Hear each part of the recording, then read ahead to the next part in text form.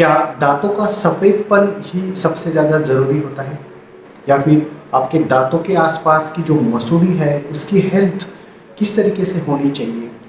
दांतों के आसपास की जो मसूड़ी है वो नीचे क्यों आ रही है, जिसे हम कहते हैं गम रिसेशन। आज उसके बारे में हम बात करेंगे। नमस्ते दोस्तों, मैं हूं डॉक्टर योगेश राठौर। मैं practicing dentist and oral medicine specialist. मैं स्वागत करता हूं आपका ओरल हेल्थ मास्टर चैनल में। तो हम आज बात करेंगे आपके दांत के आसपास की जो मसूड़ी होती है वो क्यों नीचे आ जाती है, उसकी जो पकड़ है वो क्यों ढीली हो जाती है, जिसे हम कहते हैं अटैचमेंट लॉस होना। और अगर आपने इसको जल्दी इसका इलाज नहीं किया तो फिर आपके दांत में गैप या दांत में मोबिलिटी आ सकते हैं, दांत हिल सकते हैं और एडवांस्ड केसेस में आप आपके दांत भी गंवा सकते हैं। तो हम आज बात करेंगे ऐसे कौन से कारण होते हैं जिसकी वजह से आपके जो मसूड़े हैं वो नीचे आते हैं, उसके बारे में हम बात करेंगे। तो आइडियली समझना ज़रूरी है, आपके जो मसूड़े हैं उन्होंने दांतों को पूरी साइड से अच्छे से पकड़ के रखा होता है, जिसे हम कहते हैं जो मार्जिन्स होते हैं वो टाइट होती है जो मसूड़े की, जिन्होंने दांतों को क्राउन के जो स्ट्रक्चर है, क्राउन और रूट्स का जो स्ट्रक्चर है वो अच्छे से इवन या इक्वल या एक समान दिखता है। लेकिन अगर कुछ कारण की वजह से आपके मसूड़ों को अगर तकलीफ होती है, फिजिकल ट्रॉमा है या आपका ओरल हाइजीन प्रॉपर नहीं है, ऐसे समय में आपके जो मसूड़े हैं वो नीचे आ सकते। तो दोस्तों हम बात करेंगे गम रिसेशन या आपके जो मसूड़े नीचे आ रहे हैं उसके कारण के पीछे, उसके साइंस और सिम्टम्स क्या है, उसे कैसा पहचानना है। हम बात करेंगे उसका ट्रीटमेंट क्या होता है इन डेंटल क्लिनिक, और आखिरी में बात करेंगे कि इसे हमें कैसे इसे प्रिवेंट करना है, इसे कैसे बचना है। तो सबसे पहले हम बात करते हैं कि ऐसे कौन से कारण हैं जिसके वजह से आपके दांतों के आसपास के जो मसूड़े हैं वो नीचे आ रहे हैं। तो फर्स्ट जो रीज़न है, जो पहला कारण है वो है आपके मसूड़ों के अंदर प्लाक या कैलकुलस या जो खाना फंसता है, इसकी वजह से माइक्रो ऑर्गेनिजम्स या बैक्टीरियल डिपॉजिट होता है और जिसकी वजह से टॉक्सिन्स बनते हैं, आपके मसूड़ों में इन्फ्लामेशन होता है और ऐसे समय में मसूड़ों का सूजना या लाल होना, ब्लीडिंग होना या फिर दांतों के आसपास की उसकी जो पकड़ है वो ढीली होना, अटैचमेंट लॉस होना, ये देखा जाता है। तो प्लाक या कैलकुलस की वजह से आपके जो मसूड़े हैं वो नीचे आ सकते हैं, नीचे खिसक सकते हैं। तो ये पहला कारण है।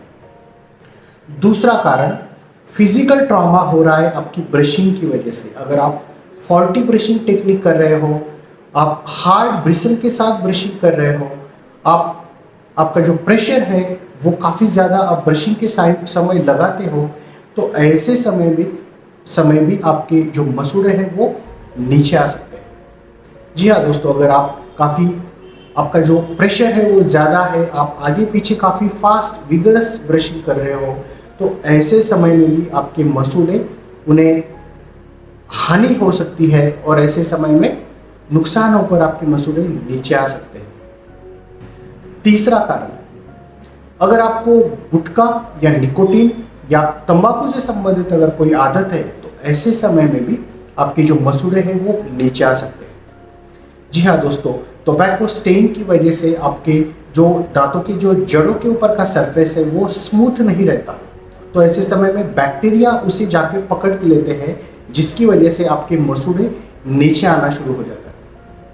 निकोटीन की वजह से जो ब्लड सप्लाई है वो भी कम हो जाता है, तो इसकी वजह से भी आपके जो मसूड़े हैं वो उनको ब्लड सप्लाई नहीं होता और वो नीचे आ जाते हैं।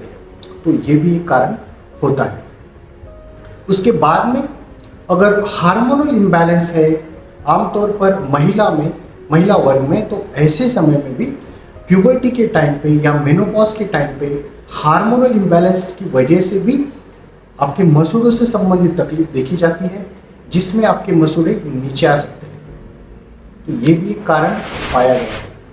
उसके बाद अगर बहुत से बार कॉस्मेटिक प्रोसीजर्स के टाइम पे लोग पियर्सिंग करते हैं टंग के ऊपर या लोअर लिप्स के ऊपर, तो ऐसी जो ज्वेलरी जिसे पियर्स किया जाता है इस ज्वेलरी का फिजिकल ट्रॉमा भी हो सकता है आपकी मसूड़े को, और इसकी वजह से भी आपके जो मसूड़े हैं वो नीचे आ सकते हैं। और एक आमतौर पर पाया जाता है, अगर आपके दांत एक लाइन में नहीं है, एक साथ अलाइन नहीं है, तो ऐसे समय में भी आपके दांत आड़े टेढ़े होने की वजह से जो फोर्सेस है वो इवनली नहीं पड़ते, या आप ब्रशिंग प्रॉपरली नहीं कर सकते, तो ऐसे समय में भी आपके जो मसूड़े हैं वो नीचे आ सकते हैं। उसके बाद में अगर बहुत ज़्यादा क्लेंचिंग आप कर रहे हो, दांतों को बहुत ग्राइंडिंग कर रहे हो, रात में सोते समय दांतों को घिस रहे हो, तो इसकी वजह से भी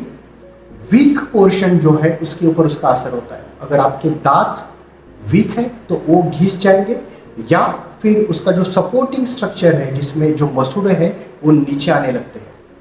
तो ऑक्लूजल फोर्सेस की वजह से भी आपके जो मसूड़े हैं वो नीचे आ सकते हैं।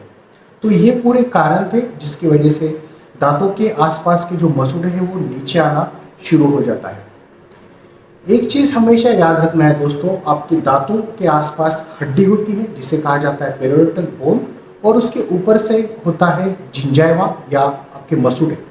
तो आपके मसूड़े अगर नीचे आ रहे हैं तो ऐसे समय में नीचे का जो हड्डी है वो भी गलना शुरू हो सकती है एडवांस केसेस में, जिसकी वजह से दांतों को हिलना देखा जाता है, या फिर मोबिलिटी जिसे कहते हैं, और एडवांस केस में आप आपके दांत भी गंवा सकते हो। तो ये समझना ज़रूरी है। अभी किस तरीके से पहचानना है कि हमें हमारा जो गम्स है वो नीचे आ रहे हैं या नहीं, तो आप आमतौर पर देखोगे आपके दांत का जो स्ट्रक्चर है मुंह के अंदर, क्राउन जो है वो काफ़ी लंबा दिखने लगेगा। तो ये भी आप क्लिनिकली आप देख सकते हो आईने में। उसके बाद में पहला सिम्टम होता है सेंसिटिविटी। जी हाँ, अगर ठंडे गर्म पानी का काफ़ी झंझनाहट आपको महसूस हो रही है तो आपको समझना चाहिए कि ये दांतों की जड़ों के खुले होने की वजह से भी हो सकता है।